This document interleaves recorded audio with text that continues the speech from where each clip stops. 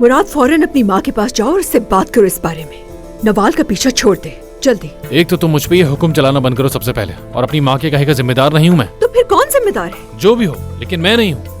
अपनी माँ से जाकर बोलोगे कि वो नवाल का पीछा छोड़ दे, समझ गए? तुम अच्छी तरह जानती हो कि मैं ऐसा कुछ नहीं करने वाला हूँ। Humaira please calm down. यार तौकीर, मुझे काम डाउन करना बंद कर दो प्लीज। बहुत शुक्रिया तुम्हारा। हाँ समझ गया, लड़ते रहो आपस में।